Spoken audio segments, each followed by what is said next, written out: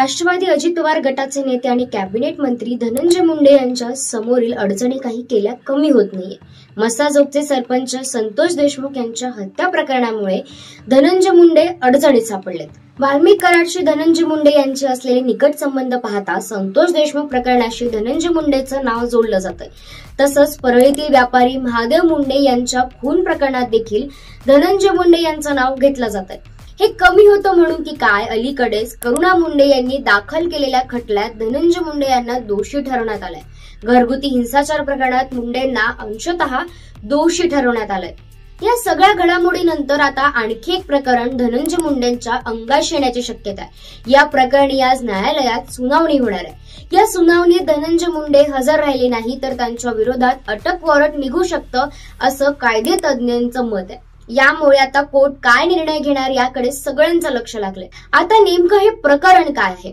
खरं तर विधानसभा निवडणुकीत उमेदवारी अर्ज भरताना खरी माहिती दडविल्याबद्दल करुणा मुंडे यांनी धनंजय मुंडे यांच्या विरोधात अलीकडेच एक ऑनलाईन तक्रार दाखल केली। या तक्रारीच्या अनुषंगाने परळीच्या फौजदारी न्यायालयाने मंत्री धनंजय मुंडे यांना कारणे दाखवा नोटीस बजावण्याचा आदेश दिलाय। याबाबत आज परळीच्या फौजदारी न्यायालयात सुनावणी होणार आहे। विशेष म्हणजे धनंजय मुंडे आज न्यायालयात हजर राहिले नाही तर त्यांच्या विरोधात अटक वॉरंट निघू शकतं असं तक्रारदाराचे वकील चंद्रकांत ठोंबरे यांनी सांगितलंय।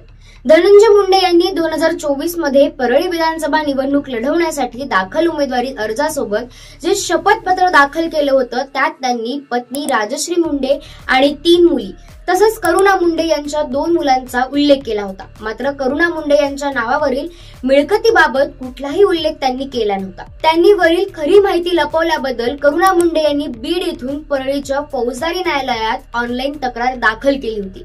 तक्रारीच्या मूळ कागदपत्र 5 फेब्रुवारी 2025 रोजी न्यायालयासमोर दाखल केली गेली। त्यावरून न्यायालयाने कारणे दाखवा नोटीस बजावण्याचा आदेश दिला। त्यावर आज सुनावणी होणार असून न्यायालयात काय निर्णय देणार याकडे सर्वांचं लक्ष लागलंय। तुम्हाला काय वाटतं? तुमचं मत आम्हाला कमेंटमध्ये नक्की सांगा आणि चॅनलवर नवीन असाल तर सबस्क्राईब करायला विसरू नका। धन्यवाद।